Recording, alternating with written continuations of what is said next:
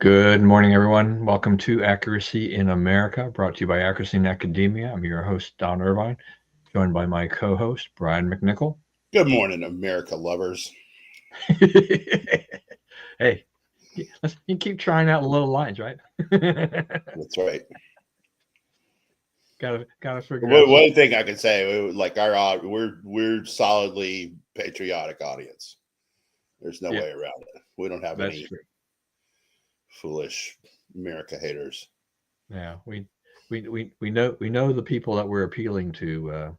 The YouTube always brings you this can bring you, depending upon if they decide to comment. There's a lot of trolls and weird stuff that gets in there, but that's okay. It's we Yeah, that's fine. Yeah, but I rarely post comments via YouTube, just because sometimes they're just spammy, trolly junk stuff. So anyway, all right. Well, weather report in the DMV looking pretty good. Looking pretty good. Finally, a week that looks like spring, where you could be outside a little Yeah, yeah, this is great. bit.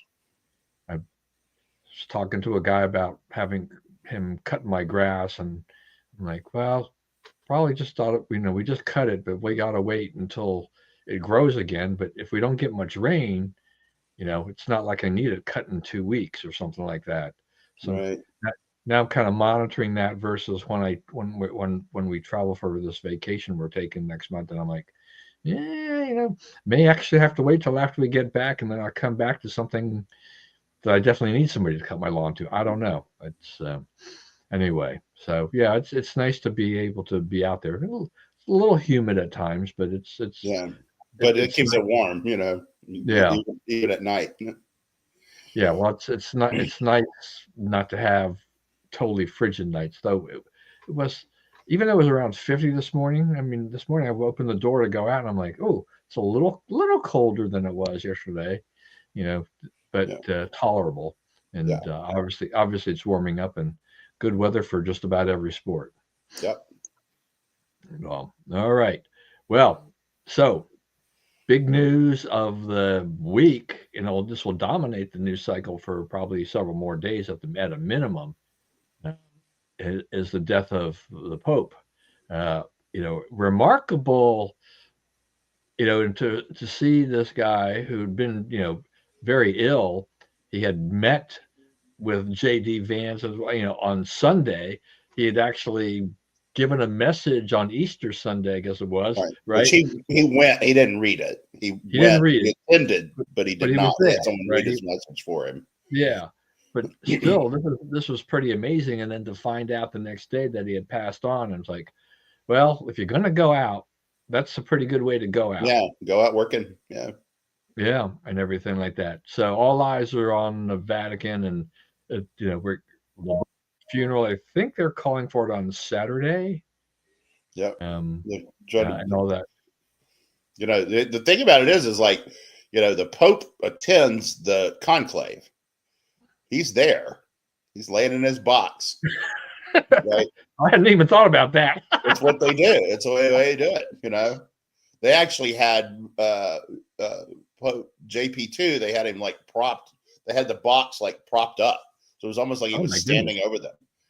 You know, with his staff in his hand and everything. So Wow. yeah. Okay, that's interesting and maybe slightly intimidating. I don't know. Yeah, Yeah, it gives you mission focused, I guess. But yeah.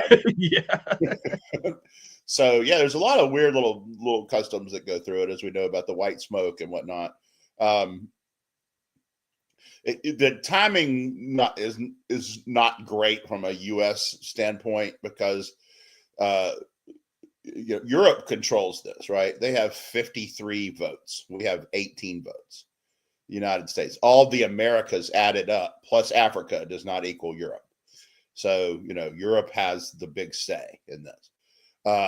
So right now, you have a chasm in the Catholic Church almost between, in the U.S., the church is trying to become more traditional and, go back, to being a more traditional, straight laced, institution, right? It's gotten modern and sort of soft in some ways, and you know, and it really hurt, right? Like I'll give you an example.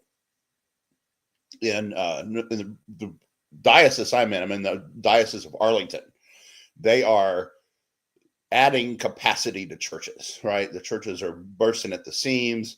Tons and tons of Catholics there, people joining the church. They had a Easter was huge. I think the biggest one they've had in decades, right? For new members joining the church around here. This is the national capital area. This is not, Bible country in the, red states. This is the national polyglot, if there ever was one, right? And the Diocese of Baltimore is closing churches, right? Because it's kind of the other side of the left-right schism, and they're combining churches, closing churches, all this kind of stuff because they're losing members, right? Well, Europe is where Baltimore is, and most of the United States is where Arlington is. So, and there's the added complication that, increasingly in the Catholic Church, the Americans are paying the freight, right? We're dumping huge amounts of money into it. We have 40 to 50% of our people going to mass every Sunday. In Europe, it's 4 to 5%, right? Some places a little higher, but not much, right? But the church attendance there is much lower than it is here, especially on a regular basis. So we have these big, powerful churches with a lot of money that, and a lot of influence, and versus Europe, which has the votes. But you're there, and Europe's in a cycle of this that it's not the future of the church. It's not the growth into the church. The Africans, is the case with the Anglican Church. The Africans are very conservative and want to return to conservative values, right? And don't understand the modernization. They don't understand why right and wrong aren't right and wrong. So it's going to be an interesting situation to see like who comes out of it and how, and who can arrange a coalition of people to get elected pope. So, the experts who are guessing who it might be are saying, they've put up a bunch of people who are already involved with the Vatican, some promoting a immediate underling. And there's also some interesting candidates from Africa, from South America, from even from Europe, elsewhere in Europe. So it'll be interesting to see what they do. And there was alarm bells that have already gone off because apparently, like, they tried to call a meeting of the European cardinals before all the other cardinals arrived for the conclave. And so it's like, let's get our candidate straight before we, the rubes get here, right, so to speak. So, if that's what's happening, that's probably not, will further complicate things, right? If you already have a quote establishment candidate, because, there's, you can call it a populist view of the church, right? That is taking root in the United States now. But it's highly popular. It's very, very doctrinally faithful to the church, to the Baltimore Catechism and so forth. And, it's the one that's getting the interest and drawing people back in. So I don't know.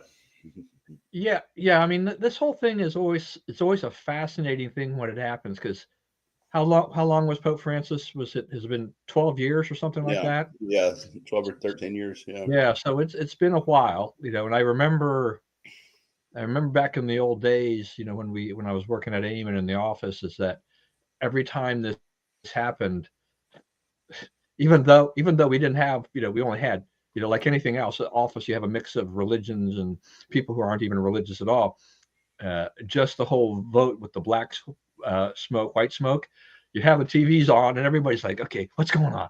It really does draw a lot of attention. It just draws you in, because it's just a fascinating type of procedure that goes on. And I think it does draw the entire world, because they're like, well, what's going on here? There's, because there's no real succession or plan the right, except that these cardinals will get together. They'll have this conclave. Is it a majority vote? Yeah. Majority Well, vote? no, I think it is a super majority. Super majority. Okay, Yeah. so they have to have a specific number of votes in order to do that. So there's a little politicking of sorts that has to go on. You got to cajole a few people sometimes.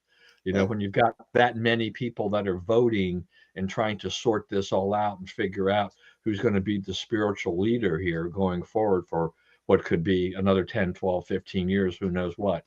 If they take a younger person, that could be 20 years or more, right? Yeah. So it can be very interesting. All those things could be factors in all of this.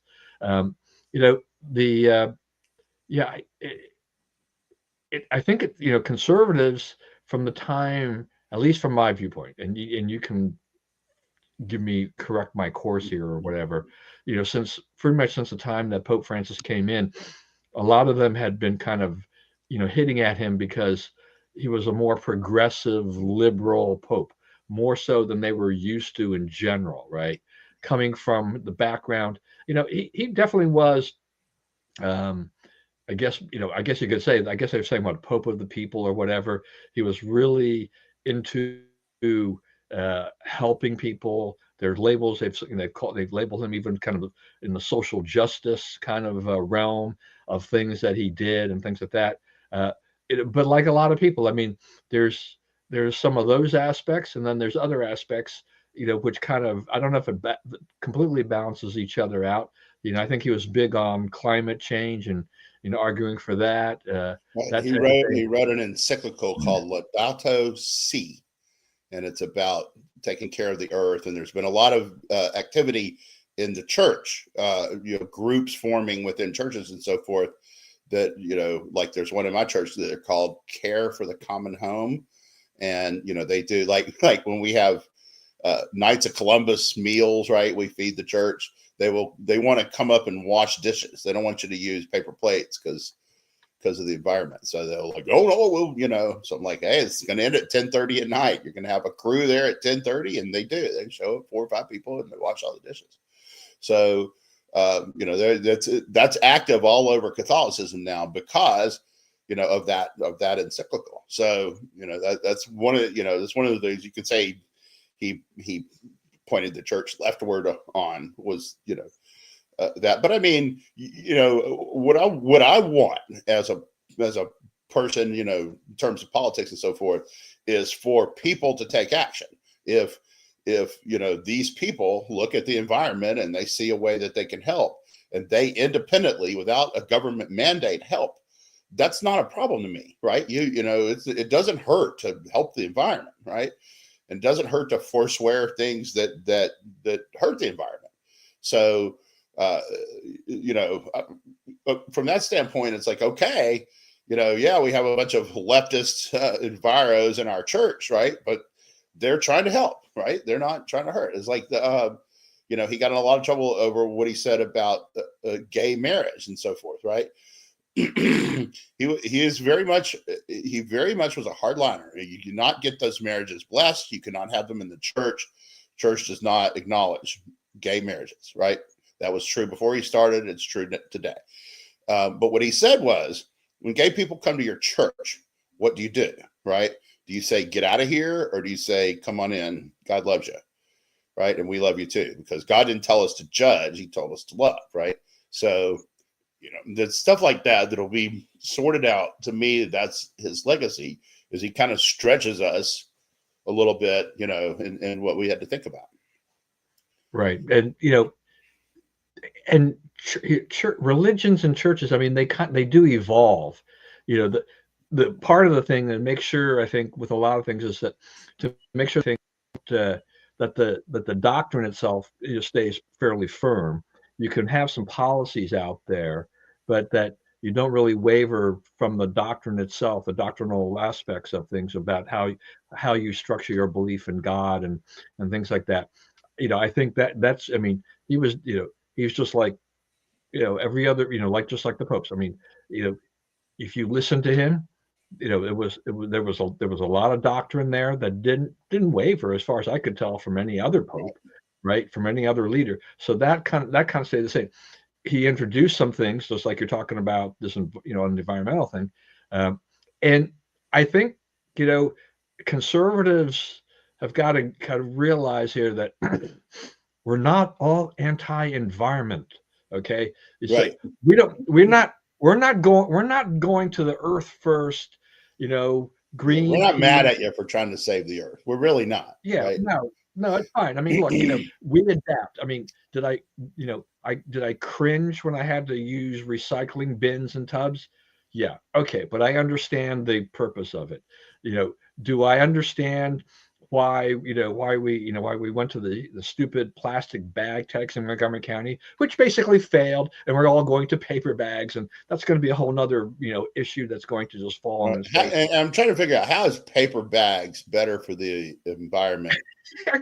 I don't know, but I this will. is no one who lives near a paper bag plant making that decision. I can tell you that, because those of us who've grown up in paper country and know where the paper bags are made can tell you that is not a big advantage. There's somebody behind the pulp mills or whatever. It's like, well, the paper mills is like, this is this is what we've been wanting. I mean, look, okay, this is an aside. So my wife had recently gone to Frederick, as she does every once in a while, and apparently there's a slight divide in Frederick, and I don't know if it's because part of Frederick is Frederick City versus Frederick County. I didn't really look into it too much. I was kind of curious, but they have a law in there where paper bags in some areas plastic bags are banned, so they can only use paper. But in the other part of Frederick, where you go shopping, you have a choice. But she was in both parts, I guess. But when she was in the paper bag only area, the clerks were just telling her, it's just like, how much they hated it. They just thought they thought it was terrible. And here's the thing. It's like, how many times? I mean, you and I are old enough. I think you probably grew up with a lot of paper grocery bags, right? Yeah. In your time. That's all I knew for a majority of my life. My youth, were that you get paper bags, and if you're getting something heavy, you double bagged it to make sure the bags wouldn't break between the time you got it. Carried them in the car. Yeah. Right, and right. took the whole family to bring in the groceries, right? Because you can only carry really one bag at a time. That's right. Every little kid's out there struggling. Exactly right. It's like, so you're doing all this. So I'm thinking like, okay, so we're switching back to paper, but the bags are fairly thin, so there's going to be, in many cases, they're going to be twice as much bags going to be used for this. Right. And I did actually look at this ordinance, and it was kind of weird, because when they enacted it, apparently in January 2024, they said the retail establishments were not required to provide the bags to the customers. I'm like, are you kidding me? It's like, they wrote that. You're telling me that I go into a store, and the store can elect to basically wash their hands of the bag rule, in essence, and that you have to figure out, you have to bring your own reusable bag, or you're going to be hand carrying stuff, because we decided, that we weren't going to fuss with this. I mean, I don't even know how Frederick is surviving this mess. It sounds like a huge mess. Montgomery County, I can't even remember how long it's been since we've had plastic bags, but the fact that they're going to switch to paper bags, only paper bags going forward, I'm like, it's not going to solve the problem they want to solve. They found that the paper bags and the tax didn't work. It's not going to work any better with the paper bags. Plastic paper. It's a mess. It's just a complete mess. One, let us have what we want. You're not saving enough to make it worth it. Yeah. No, I mean, it's just, I just wonder too, just, part of this is just that, if you ever use self-checkout, a lot of times, depending upon where you go and where you are, I absolutely detest self-checkout, by the way. There's pros and cons. I mean, depends on where I am. But a lot of them say, like, how many bags do you want? Now, like, if you're in I know I've been to CVS, okay? And CVS, their self-checkout answers the question, because basically they have abdicated the checkout process to the self-checkout. Right. You can't find the employee to do the cashiering for you most of the time. He or she is just not there. They're somewhere in the store doing something else. So you're pretty much left to the usually like two little checkouts, and they ask you if you're going to take it back. So what if you say 0 and you go ahead and pay, but you take a bag anyway? What's going on? Yeah. And I want to see, and the other part of this is logistic. This is going to be an interesting thing because at least with the plastic bags set up with these, like at CVS has got just this 2 little checkouts right next to each other, and they've got a little thing where all the bags hang off of, because the bags come like in bunches, right? Right. How are the paper bags coming? How are you going to put paper bags in the same space you put the plastic bags? That's right. I just think there's just so many nightmares that are going to come up where our wonderful county council here, I know how much you love Montgomery County as well, what are they thinking, and what have they been thinking? Oh, it's beautiful place for a communist country. Yeah. Thank you very much. It really is. It's one of the nicer commie outposts. Yeah, it is. Yeah. But I think conservatives got to get off this thing about we're just automatically going to be anti-environment. Don't put us we're not the environmental wackos, but I think we should, just like everybody else, we should be good stewards of the environment. Yeah. And clean air, clean water for everybody. That was a big issue for Trump. Yeah, if you want to be a Trumpy, be for clean air and clean water. Yeah. No, I look at stuff, from the trash standpoint, or like when we're getting rid of, if we're going to, as we try to empty out the house a little bit, which has been a very slow process, is like, is this something I go to the dump with, or do we donate it? Where do we go? Can we move it along the process? Do we save it from going into the landfill?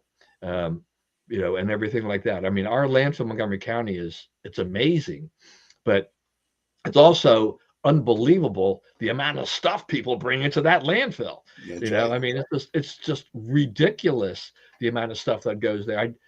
We were just there the other day, and they used to be able to easily, when you would back up to the main one where the household junk, you just throw things over the side or whatever, and it goes down into the big dumpster thing. And I noticed that what they've done over the years is that they're trying to slow people down from throwing away like huge objects. So they actually installed bars. So you've got like, I don't know, this much space or whatever it is. They basically all the way across. So anything you can't squeeze into that space, you have to go somewhere else. Maybe you have to go to maybe you have to go to the commercial side and pay to have it done. I don't know. Is it still the Mossbergs? Do they still run all the trash in Montgomery County? The what? The Mossbergs. Oh, the Mossbergs? I don't know. Yeah. No, well, what do you mean running the trash though? They were always in charge of the dumps and all that stuff. This is the Shady Grove landfill. It's run by the county. I don't know who's. Okay. So they spent a ton of money 10 or 15 years ago building this recycling facility for the plastics, which at least in the early years kept losing money. So my tax bill kept showing these higher and higher fees. You gotta love it. They tell you to go ahead and recycle, but then on your property tax bill, there's a fee that goes up every year for your recycling. And so it's like, not only do I recycle, I'm paying more money every year for the privilege of recycling. Just a great, what a great county. It's not that exciting. everywhere I go. So anyway, yeah. So I hope that we can get conservatives to think a little bit better about this, and not to just associate being, taking care of the environment as being some leftist enterprise all the time. There's a far left, aspect of it, but there's also there's a good argument for conservatives, I think, to make a message out of this as well. All right, so that's the kind of got off the rails here with that, but back to the Pope and religion. It'll be interesting to see how the conclave is going to take place. What, in a few weeks, or what's, I can't remember what the timeline was. Or they're starting to get to Rome. They're gathering, right? Yeah. Yeah. But but are we likely to see a pope before the next I would couple of say, weeks? I mean, and I don't know, but I would say less than 3 weeks, maybe even less than 2 Okay. weeks. All right. Well, the world will be watching. I mean, it's an interesting comparison because you know he was what 88. Yeah. Yeah, and so, and traditionally, I mean, I think Catholic popes have been, what, in their 70s usually when they get elected, more or less. Yeah. 60s or 70s. Yeah. Yeah, right. So there is some parallel to the LDS Church. For the 45 plus years I've been active in organized religionists per se, is that our hierarchy has been heavily weighted towards older men, though it's because of the way we're set up. We have the president of the church is considered the prophet, and then there's apostles. So it looks like the church of old, but it's interesting because there'll be apostles that'll be called at age 50. The only problem is that their pathway to the top is blocked by the other guys, right? In that Right. sense, and it may take 30 years to Right. get. You've got to outlive the other guys to get to the top. If That's you have any ambition to do that, which if you do, you got to be kind of nuts, because the weight of carrying a church like that, is just massive. So when the Pope died, I was thinking about our prophet, President Nelson, because he'll turn 101 this year. oh, wow. Okay. You And got to be in for the long haul over there, man. yeah, I mean, he was first ordained an apostle. I mean, he's been president of the church for several years now, but I think it was like 1984 or something like that, Wow. or whatever. I mean, so by the time he became the president of the church, he was like 98. I can't remember exactly. So it's like, he's in the church, he's setting records as like the oldest prophet ever, right? Living prophet ever that we've had. And what's amazing is just he's still how lucid he is and things like this. In my time in the church, I have seen some of our older church leaders, as age gets to them and frailty gets to them, they can't function as well. Right. And but because it's a lifetime calling, you basically stay there till you die. It creates, sometimes Yeah. they have to have others kind of fill in, or take on more responsibility, while these others kind of just live the end of their lives, and Yeah. try to manage end of life issues and stuff like that.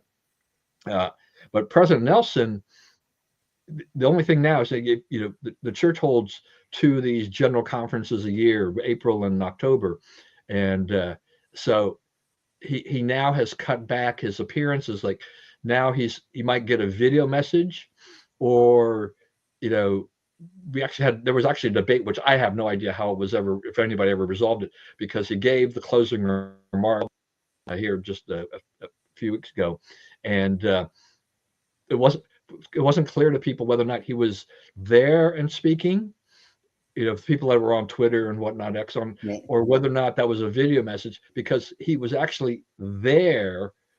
But unless you were there, you wouldn't know whether or not he was speaking. The rest of us are like, could be there. Looks the same. We couldn't tell watching it on television. It's like, I don't know. This is pretty good. But there he is. He's still actually giving messages at 101 years old. So, yeah, the other apostle that was ordained on the same day, and that was Dallin H. Oaks. And the only the reason that Russell M. Nelson is the prophet and not Dallin H. Oaks is because Russell M. Nelson was actually ordained first, and then Dallin Oaks second on the same day. Whoa. Date Yeah. of rank by minutes. Wow. Yeah, basically it's by minutes. It's amazing. Yeah. I mean, if President Nelson dies, President Dallin H. Oaks would ascend. But I mean, I think Dallin Oaks is like 90 or something. So, he's still going pretty strong. But there's no guarantees in life, right? Anything can happen. That's right. So, yeah. So it's just, yeah, it's kind of a thing. But I have seen the church also evolve in terms of trying to deal with it. You talked about, gay marriage. I mean, they've stayed strong on this, and they've just tried to say, look, just like you said, you love the person, right? You have to love the person. And so if these people are not practicing, a gay lifestyle in terms of having sex or whatever and things like that, they're more than welcome to participate in pretty much everything, and they're given the blessings thereof. But they're never turned away from attending church. That is always open, right? The door's always open, and they are going to be accepted. And that it has, I think, it's required sometimes the older members may struggle with a little bit of that at times. But just like everything, that things change. Churches have become, at least our church definitely has become more global. We have more members outside the United States than we do inside the United States. So therefore, we look to Africa, we look to the Americas. That's where a lot of the growth is, not as much as here in the United States. And so you adapt to all of those things.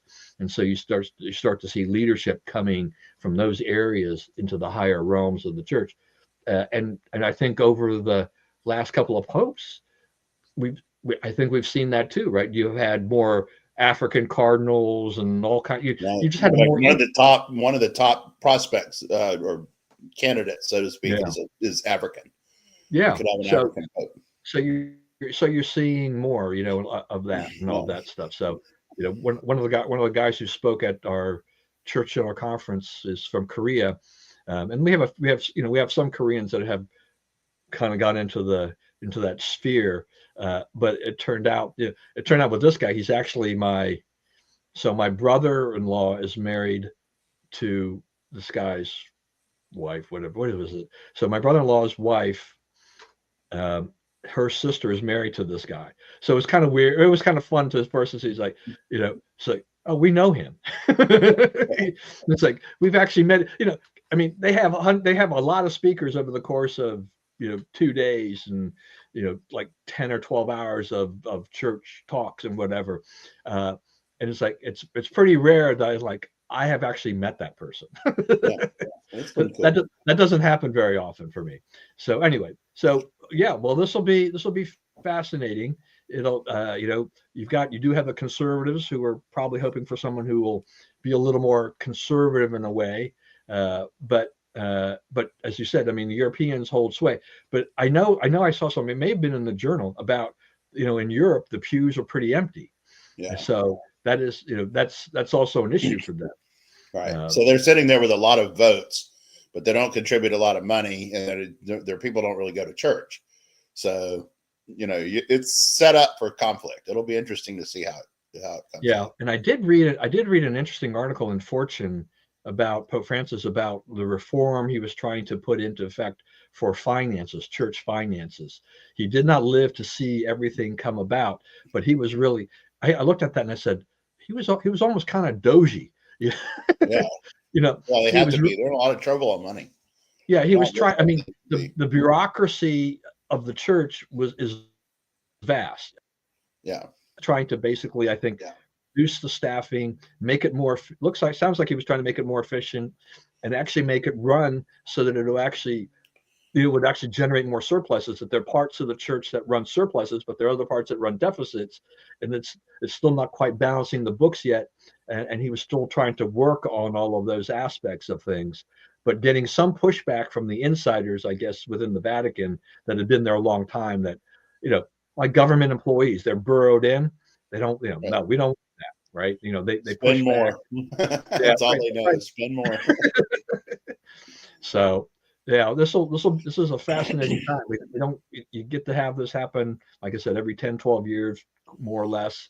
Matter of fact, with Pope Francis, I mean, it wasn't because the previous Pope had died, right? I mean, he resigned. He's still alive, Pope Benedict. So anyway. All right. Well, that's interesting to cover. We may cover more of that until we get there. But though, with my luck, let me see. The new pope will probably be chosen when I'm in Korea or something. May have to address that after I get back and all that.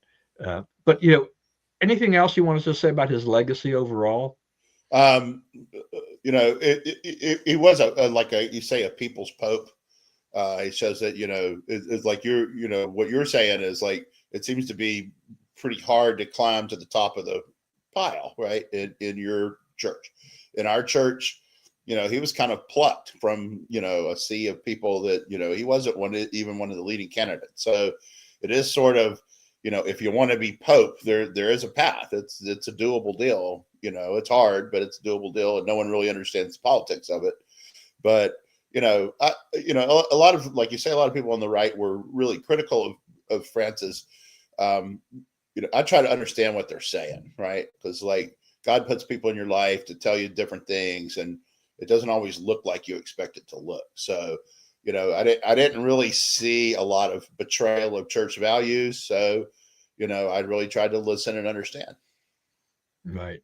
And he is your spiritual leader. I mean, this is the guy, going to, so, all right, we'll move on here. I did want to just address this because I think this case was decided the day that last week after the show was over with, or I saw it after the show, which is the Supreme Court in the UK had taken up this case about women, defining women, transgenders, and whatever, and they basically are saying, right, if I'm right, is that a woman is a woman, right? Transgender is not a woman, right?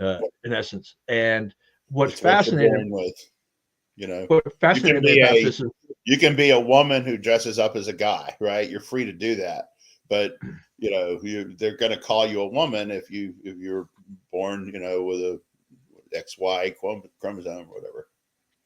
Yeah. So what fascinated me about this was just that, this was, I mean, the lesbians were all cheering for this, right? Because they've had a beef with the transgenders in the movement. That's right. A lot of the rest of the movement, all those initials, is sort of against the trans. They don't, it's sort of, do they really belong here? Right, because they're kind of on a different trip. Some of them, I guess, aren't, but I think a lot of them are. They're kind of on that's a different thing, right? Not wanting to be the sex you are, as opposed to being attracted to people of your own sex. Those are wildly different things. So, yeah, there's a lot of question about whether they should be part of the movement. Yeah, I mean, I think J.K. Rowling, the author of Harry Potter, who's been quite controversial. I mean, she's waded into a lot of stuff, and just kind of like Elon. Elon gets into stuff, and a lot of the liberals who loved him, hate him now. And I think the same thing happens now with J.K. Rowling. She's commented on a lot of things, and a lot of people who supported her before are like, "Oh no, you're terrible." I think she dropped an F-bomb on this, but in a positive way, if I can say, if that's possible. A positive F-bomb. Yeah, we're out there. she was all in support of this ruling and everything like this. But I mean, it's amazing that you can see that there is a fissure there with the movement. You just don't go and think that you have, just because you have all these letters, that everybody's actually united. It's kind of like some of these people just starting to try to co-opt the movement, and like, we can't get there on our own, but if we attach ourselves to these groups, we can get more out of it. And I look, and if you're transgender, you're definitely going to be able to benefit a lot more by just glomming onto that. I think that the transgender movement, we look at what's happened here with transgender sports, type of thing like that. I think they've done the whole gay movement as such, a lot of disservice, and taken away from things that they may have been able to accomplish otherwise, because the focus is now all on this, and whatever their other agendas are kind of getting pushed to the wayside. I don't think they're happy about that either. Right. I think that's right. I think that particular thing has taken a beating, in public opinion. It's like an 80-20, 83-17 issue, that boys should not be playing against girls in girls sports. I guess the governor of Maine is trying to defy that, and is about to lose her education funding over it, because it is legal for them to do that. If the court says it's not legal to do that, then my great home state needs to change the drinking age back to 18 the next day, because that costs Louisiana a lot of money. Those people are drinking anyway, and they only did that because the government conditioned highway money on passing that law. So if it's illegal for the government to condition policy changes on the states on money for other stuff, then that needs to be restored the next day as soon as possible. Because New Orleans relies on that income. Yeah, it's been a lot poorer place since that occurred, right? It had a big economic impact on that particular city, especially, and in that particular state. So, and there's other things that states have forced to do by, the government's like, we can't make you do this, but we won't give you money for this other thing if you don't, right? So, which they are able to do. So, if we're going to say that kind of persuasion is not legal anymore, then we need to undo all of it. How about if we get all these pro-trans sports governors and politicians to get on a basketball court or in a boxing ring against an opponent from the other side, and then see what happens and say, do you still think it's fair? Do you still think it's a fair fight to put these people there? Put them on a wrestling mat or whatever. It doesn't. The physical differences of the boys versus That's the girls. thing that kills me is that people try to lie and say that isn't true. So I don't know if I've told this story on here, but years ago I had to do this, right? We were going into winter league, and so like what I do in the winter, there's a county league, right? I'm talking about girls basketball, right?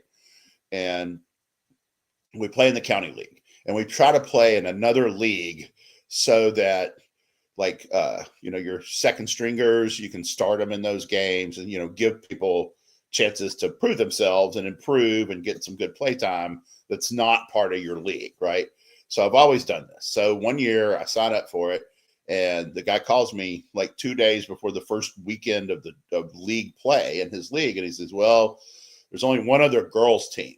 So if you can either play in a league that there's boys, it's all boys except for this one other team, or I'll give you your money back. So I'm like, we don't really have another choice at this point. So we did it.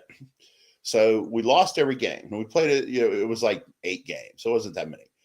We lost every game. Some of them were close.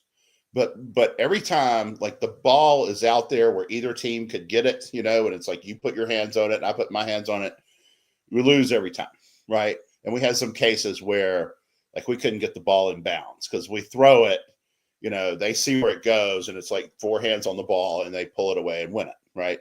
And you just, like, hands, fingers. You don't think about, their boys' hands and fingers are so much stronger. The wrist, right? Where the, like, inequality in strength showed up was kind of surprising sometimes. So, we did play some close. We lost 2 games by 1 point, and then we had one game where we were competing, and it was the best team in the league. We were within 4 or 5 points, and this guy goes down the lane and scores. He goes down the lane and scores. He goes down three times in a row, just straight in for a layup. Timeout, girls.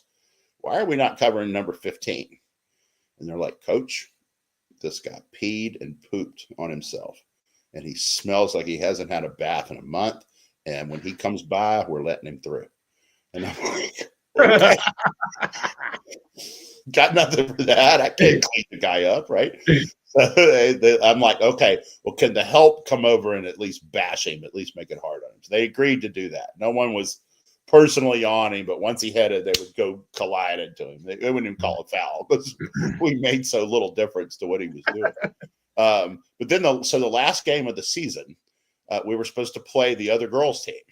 And it was 8:00 on a Sunday morning, way down at what is now Justice High School, way down, like, where the what do they call it, Skyline is in Alexandria.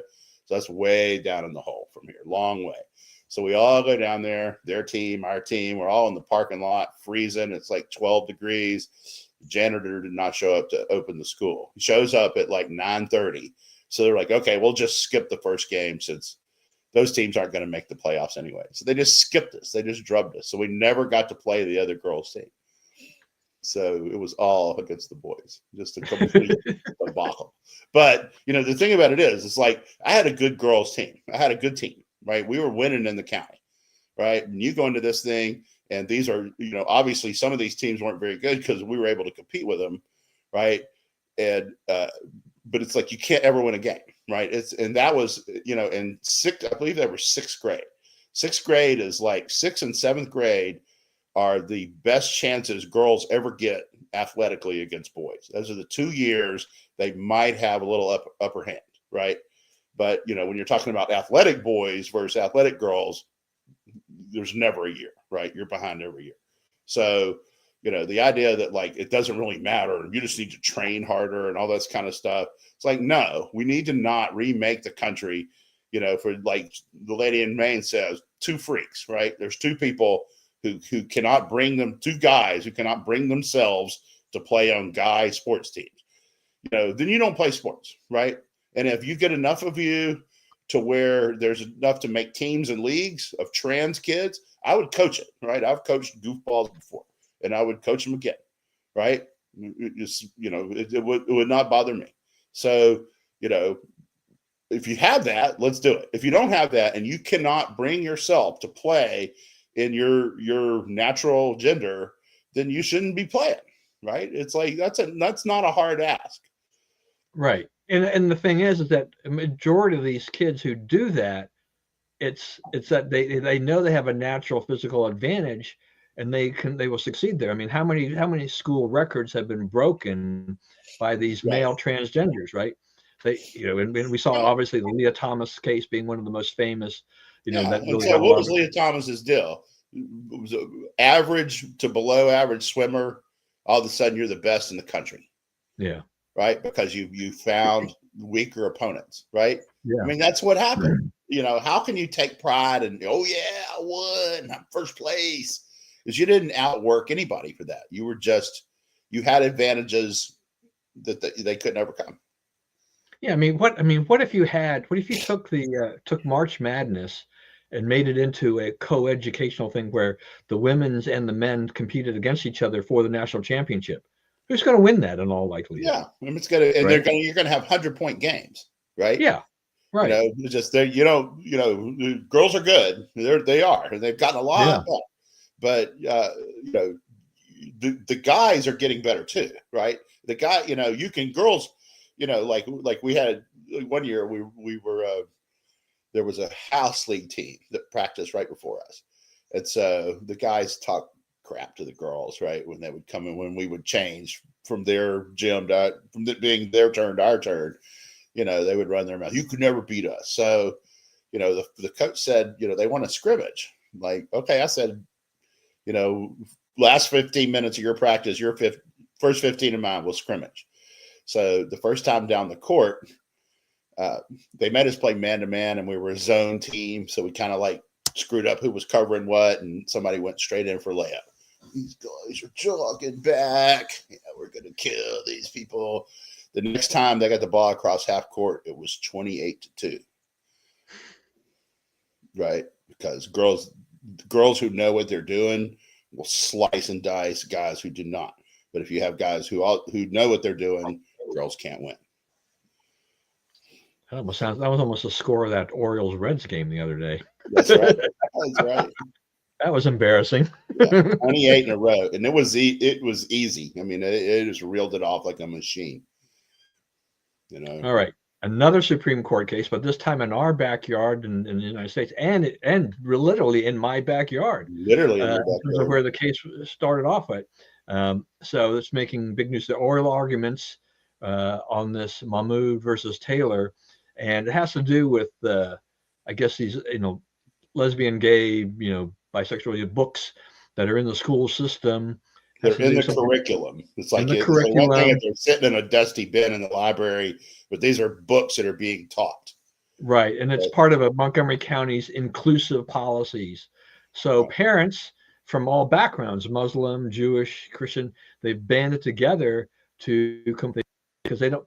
The problem is that the county eliminated the opt-out, that the parents no longer can opt their children out of being part of any lesson that includes any of this material. So it's made its way to the Supreme Court. They're hearing oral arguments. Apparently, Alito and Sotomayor had a little bit of a disagreement. surprise, surprise. It turns out, actually, I was looking at some of the reports. The attorney, for the parents, I know him. I know this guy. He's a good attorney, so he's a solid guy. Um, and he, I guess the Supreme Court, is leaning towards the parents on this, and not the Board of Education on this. I mean, I don't understand. You know, you should give. You had an opt out for on things like this for years, and then you say, oh well, no more opt outs. Everybody has to be included on this. Right. And the parents, from what I heard, I heard some interviews. They're like, we try to teach our kids Christian principles and whatnot, or we want to be able to teach them A, B, C, D, whatever.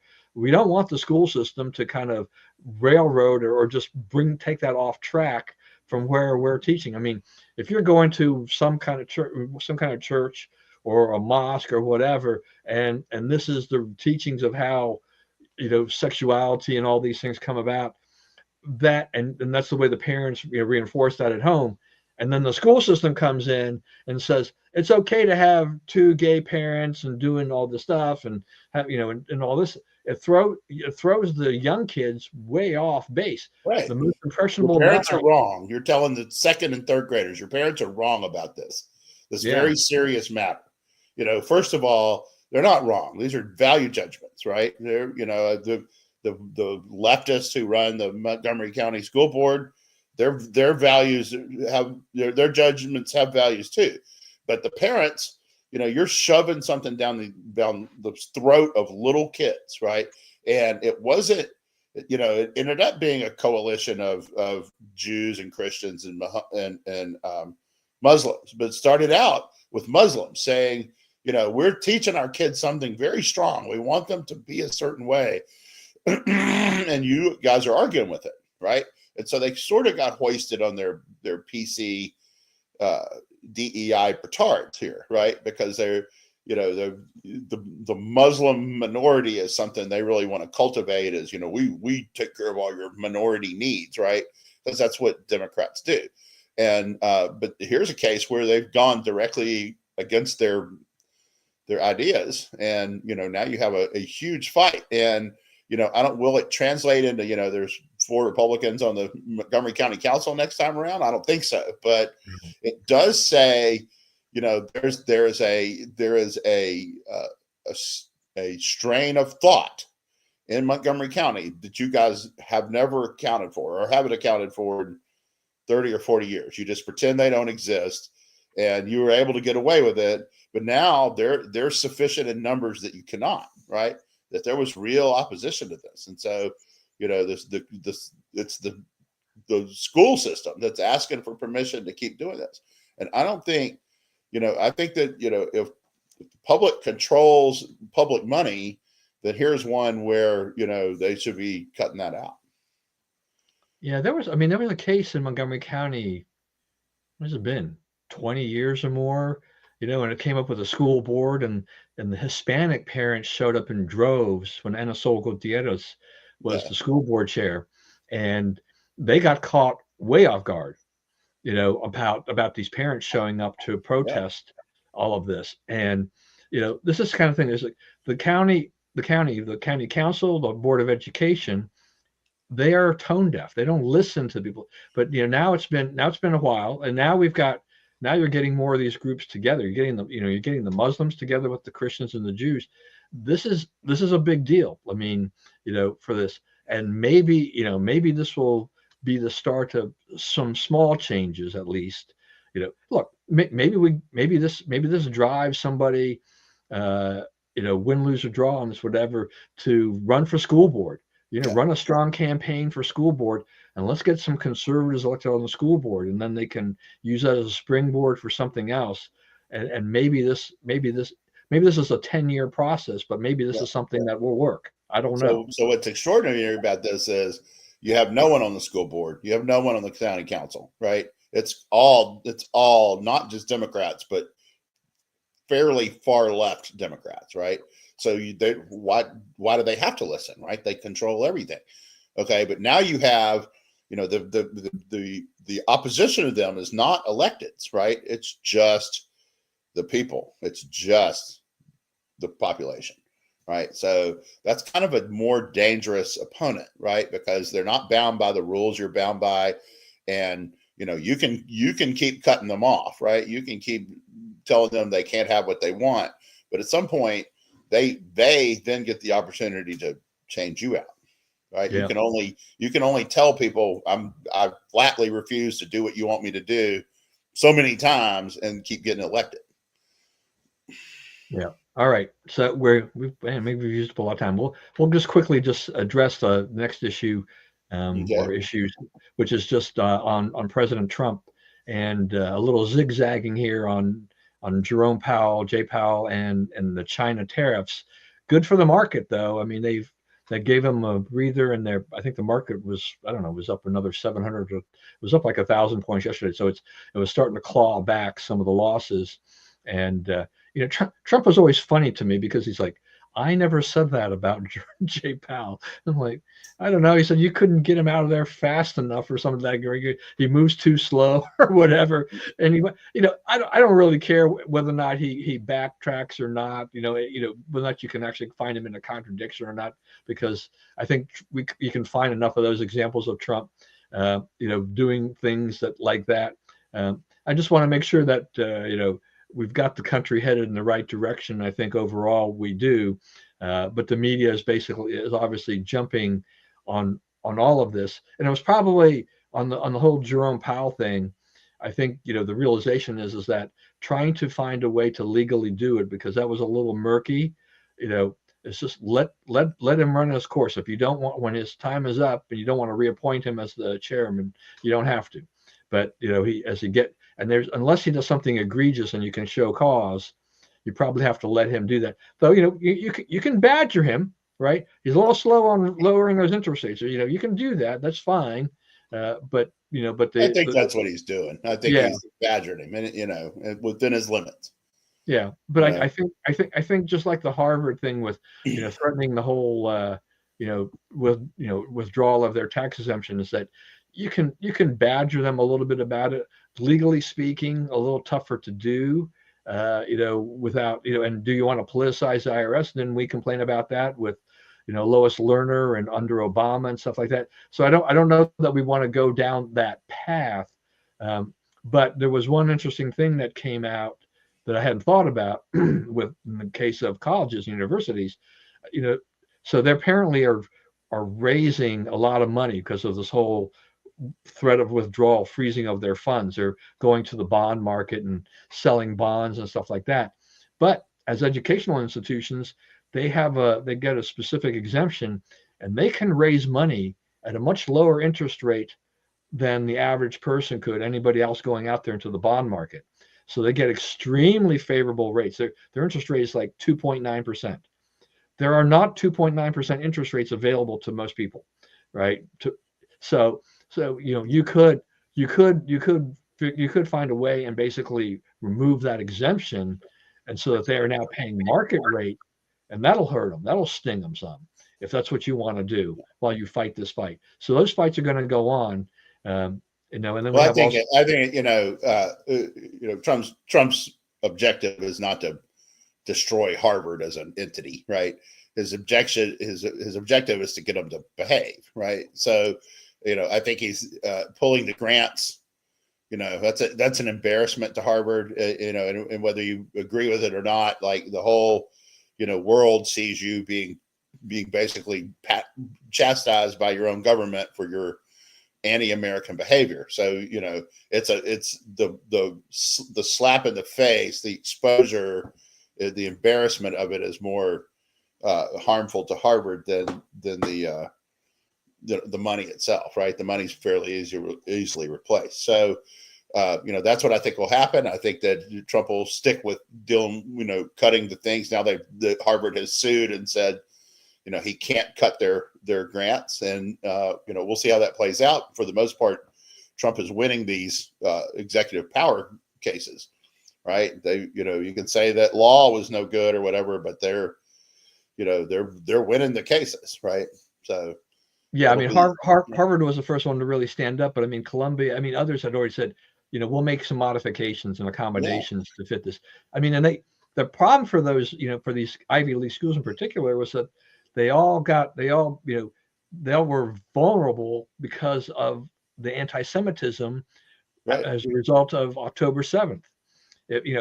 This gave an opening to the administration to go say, look, the basis here is, you've got to clean up your act with regard to this, and we have until we see this, we want either you do this, or we're going to take control, or we're going to take your money away, because we are not going to fund an institution that hasn't fixed, its house and make sure that students are treated equally, and that the Jewish students on your campus, which there are a lot of in the Ivy League, don't feel threatened and are treated fairly, and you don't have these crazy pro-Palestinian, pro-Hamas, demonstrators, agitators on the campus threatening them. Yeah. Yeah, you have the right to go to school without getting harassed. That's the other thing. The left kind of ignored that. Like, well, they're just Jews, right? We're just harassing Jews. Who cares, right? So, their anti-Semitism got exposed, and it's being punished. And there's nothing wrong with any of that. So, I look for that to continue happening. Yeah, well, I think it'll be an interesting case to watch, to see, because I mean, if Trump, it'll take a while. If Trump prevails on this, that has a huge effect on higher education. And you and I have talked about we're about what we consider by maybe the dubious value of some of this research and all that. I think the Journal the other day ran an article, but talk about the effect on Boston. If Harvard loses this money, the wealth effect in Boston would be humongous. But they've gotten used to it. This is part of the problem, right? They've gotten used to that. They were always going to get all this money, if not more, and right. they set from the government, the government, right? So when you tell us that, hey, you see these people on there, well, blue states send a lot more money to red states than red states send to blue states. Like, they're not counting any of that. They're not counting keeping all these leftist colleges afloat with college loans and college, paying for research that we don't need and so forth. Yeah. All right. So we're definitely out of time, but so take us out here quickly. One of the funniest stories is the left is trying to fire Pete Hegseth. I don't think Trump has any interest in firing Pete Hegseth, but it's fun to watch them try. It looks like Trump is trying to make a deal with China. That's a good thing. He won't get everything he wants, but he'll get something. He'll move the ball. Let's see what else is on here. It's funny watching Carville and David Hogg fight. David Hogg is the best thing that's happened to the Republican Party in years. He's really terrible, and it's pretty funny to watch. You got to love the raging Cajun, right? I mean, he's the best dressed pundit. I love that he gets LSU in every shot. I do. It's like, might as well get something for him. The Democrats are really distinguishing themselves, taking turns visiting or trying to visit our friend Obrego Garcia in El Salvador. And I'm not surprised that Elon is getting out. That's one thing we talk about is like, being in politics is not as easy as people think, right? And here's a guy that he didn't even run for office. He just helped the guy who won the office, right? And, he just got bombarded with hatred, right? And to the point where he can't, he can't read that much bad stuff about himself anymore. He can't take it, and he wants out. So, when people say, oh, this guy or that guy should run for president, think about it. Can that person take the absolute beating that comes with it, no matter who you are, right? Like, I remember when I worked for Tom Davis, I was handing out stuff at a football game for him one night. And a guy comes up to me and he goes, I can vote for Tom Davis, but he's drunk every time I see him. I'm like, sir, Tom Davis his dad was a drunk and he beat his mom. So Tom Davis is a teetotaler. We are the only office on Capitol Hill that there is no booze anywhere to be found.